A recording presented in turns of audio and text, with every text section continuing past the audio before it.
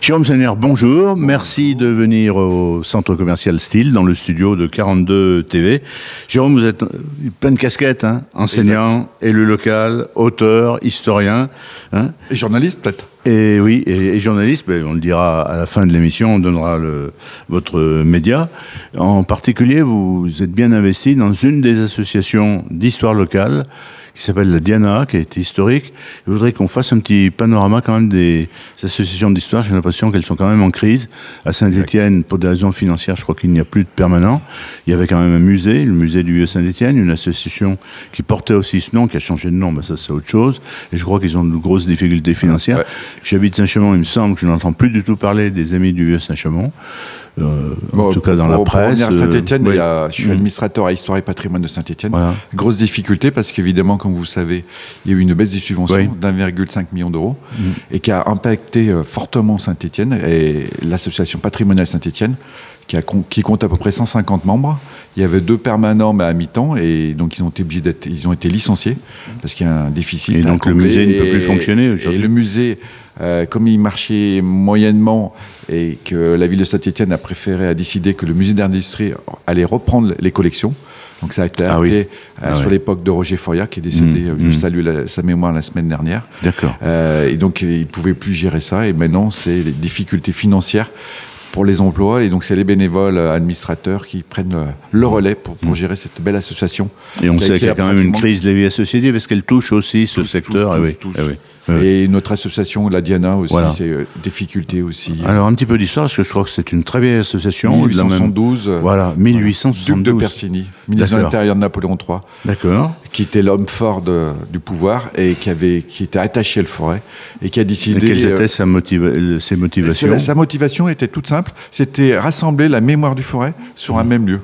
Et un lieu emblématique, qui s'appelle la Diana, c'est un beau bâtiment qui avait été refait par Viollet-les-Ducs, juste derrière la collégiale. Et il y a une bibliothèque exceptionnelle, de 30 000 livres, et 1 million d'actes notariés. Enfin, c'est quelque chose de fantastique pour ceux qui font de la recherche historique. D'accord. Alors, là aussi, une crise de bénévoles, changement de présidence cette année, avec M. de Saint-Pulgent qui va quitter l'association. C'était l'ancien président de l'ANF, l'association de la noblesse française, qui était venu ici, qui a un château pas très loin de Montbrison. Et au bout de 10 ans, il lâche. Et ça sera une autre personne que vous connaissez bien, M. Pas de François, c'est Martine Font, qui va reprendre la présidence. Elle sera la première femme. J'allais vous poser la question. 1872. Bon. Et on lui souhaite bonne chance. J'espère qu'on aura le plaisir de pouvoir la recevoir par votre intermédiaire. Alors, on a parlé d'une activité éditoriale importante et on voit nos auditeurs, internautes découvrent des ouvrages épais. Donc, est-ce qu'il y a aussi un périodique de l'association? Oui, tous les trimestres, il y a un bulletin d'information qui est là, qui existe avec des communications. Bon, ils ont de plus en plus de mal à trouver des communicants. C'est pas évident de faire des articles d'histoire et des choses qui n'ont pas été forcément faites. Quand on est aussi ancien, est-ce qu'on arrive à trouver des nouveautés à dire en matière d'histoire? Quand vous êtes historien, vous êtes toujours surpris de voir des livres qui sortent en librairie sur des thèmes. Alors c'est des thématiques nouvelles que. C'est pas forcément une thématique nouvelle, mais ils se lancent sur des livres, sur des choses. On trouve toujours des choses. Faut chercher. Alors, puis, les chercheurs les trouvent à un moment donné. Un trimestriel, donc on vient d'en parler, et puis des gros pavés tous les 2 ans avec un festival d'histoire de Montbrison. Il y a une vingtaine d'années, il y avait le festival d'histoire de Montbrison qui a été fait par Suzanne Vialard, qui était la directrice des archives départementales. Alors ça a été créé quand dans les années 80 à peu près. D'accord. Et il y avait eu une série de festivals. Et il y a eu un moment un petit bug financier, des incompréhensions, ça s'est arrêté.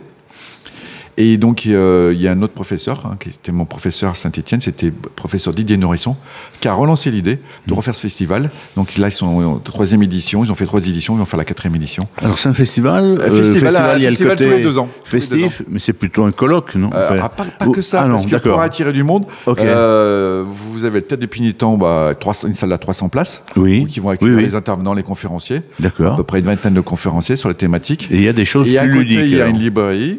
Éphémère. Il y a des actions dans les écoles.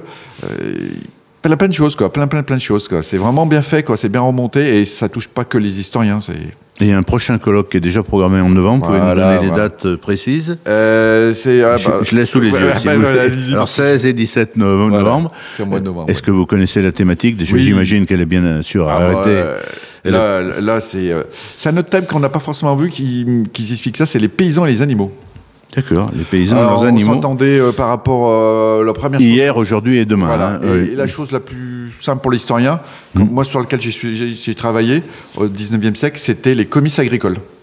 Ça, on n'imagine plus ce que c'est que les comices agricoles. On voit un peu à la foire de la Sainte-Catherine à Saint-Galmier. C'est des comices où on réunit les paysans, leurs bêtes et tout ce qui est la vie autour, et les présentations, tout ça, et avec des concours agricoles. Ça, c'est la première chose qu'on voit tout de suite. Et là, ils ne voudraient pas tendre sur ce colloque, ils cherchent des communicants, une vingtaine de communicants. C'est comment on gère les bêtes, par exemple. On gère leurs chiens, leurs chats, les animaux, les vétérinaires. C'est trouver des thématiques connexes pour faire un colloque. D'autant que l'approche du public sur, on va dire, le bien-être animal a beaucoup évolué. Tout à fait. Par exemple, la Cour des comptes qui s'est occupée de dire qu'il faudrait qu'il y ait moins de vaches. On se demande un petit peu ce en quoi ça regarde la Cour des comptes. Ça peut être une thématique. Bien sûr. Monsieur François, vous pourrez lancer une idée de communication. Alors, la communication politique autour des animaux. Il y a des invités très divers. Alors, très divers. Est-ce qu'il y a des historiens spécialisés dans la paysannerie, si on peut dire, dans la ruralité? Parce qu'on est peut-être obligé de parler des deux. En tête, on en trouve. Il y en a qui sont spécialistes là-dedans. Est-ce que vous recevez aussi des spécialistes d'autres pays? Il y a des spécialistes d'Afrique aussi qui viennent. D'accord. Voilà, c'est un colloque qui a été. C'est une première de recevoir des... Non, moi j'avais participé au colloque sur l'eau. Oui. Là aussi, il y avait des personnes étrangères qui étaient là. Et j'avais passé juste après une historienne italienne. Le colloque sur l'eau, c'était le précédent. Avant, c'était les limites, il y a l'eau, voilà. Les limites, les territoires, les frontières. Alors c'est comme une Olympiade, c'est tous les combien? Tous les 2 ans. Tous les 2 ans. Et chaque fois, il y a un livre, un pavé, comme vous l'avez dit vous-même. Oui, petit pavé, ouais. Alors c'est la totalité des conférences qui sont reprises, oui. Qui sont envoyées. Moi, j'avais fait une communication sur l'eau, sur les fontaines à Saint-Étienne. J'avais déjà écrit un peu avant, et que j'ai remodulé et que j'ai fait là. Est-ce qu'on a une idée du public qui s'intéresse? C'est beaucoup, comme c'est en jour de semaine, c'est beaucoup un public de retraités, 60, 70 ans, 80 ans. Des enseignants aussi? Des enseignants. C'est un public qui revient sur Montbrison, parce que Montbrison, c'est une belle ville, sous-préfecture, et des gens qui avaient quitté Montbrison qui reviennent et qui a une activité qui... Est-ce qu'il y a des universitaires d'autres villes de France qui, au-delà de ceux qui interviennent, évidemment, viennent comme auditeurs? Il y a un colloque scientifique, enfin un collège scientifique qui est important. Pour vous donner une idée, moi j'avais passé après Mathieu Pou, qui est un historien archéologue, reconnu à Lyon. Quelques temps après, il faisait l'émission Secret d'Histoire avec Stéphane. Ah oui. Il y a toujours et heureusement des étudiants en histoire. Est-ce que les étudiants... Les doctorants, ils sont là, oui. Ah oui, les doctorants sont admis. Oui. Là, j'ai un doctorant qui est à la Société académique du Puy, avec qui je suis en relation, qui viendra faire une communication par rapport à la Haute-Loire là-dessus. Et les doctorants apprécient beaucoup ce genre de colloque et de festival pour se faire connaître et pour montrer leurs idées, quoi. Est-ce que d'après vous, qui êtes plus qu'un observateur, vous êtes un acteur, est-ce que les Français s'intéressent toujours à leur histoire, à celle de leur région, à celle de leur pays? Il y a toujours un attachement. On le voit, par exemple, si vous avez la Cité du Design, quand il y a les biennales. Moi, j'ai écrit sur la Sarbacane, jeune étudiante. On fait une thématique Sarbacane à l'intérieur de la biennale. Et c'était, moi, j'y croyais pas. Et ils ont fait quelque chose de bien autour de ça. Ils ont repris des grandes idées et ils ont bien approfondi. Et ils ont une volonté de s'approprier l'histoire locale aussi, ces jeunes étudiants. Alors, un petit peu de l'éphémère où on va sur Internet, on y reste 10 minutes, on s'en va. Quand on voit des pavés comme ça, est-ce que ça doit quand même coûter cher comme investissement? On sait que le papier a terriblement augmenté, que l'imprimerie, Pour vous donner une petite idée, le dernier, il a été tiré à 5000 exemplaires quand même. Oui. Ça va être très dur à écouler quand même. D'accord. Mais par contre, c'est des livres de référence. Le but, c'est d'avoir des livres de référence. Alors, j'avais oublié un petit peu dans la présentation que vous êtes vous n'avez pas la carte de presse, vous êtes un pigiste très actif. Et nous donner peut-être la référence de votre site internet. C'est le Petit Furenia. On peut dire que c'est surtout un support à vocation culturelle et loisirs. Association, loisirs, un peu de politique quand il y a les élections. D'accord. Donc il faut encore un petit peu attendre. Voilà, parce que les prochaines élections, les sénatoriales, c'est pas grand public. J'avais pensé aux européennes aussi. Voilà. Merci beaucoup et puis bon colloque parce que vous allez y participer et pas seulement y assister. Plutôt en acteur, en assister, Ah oui, très bien. Eh bien, bon colloque en novembre, on aura peut-être l'occasion d'y revenir avec un autre. Et vous êtes le bienvenu pour venir nous voir. Merci grandement. Merci.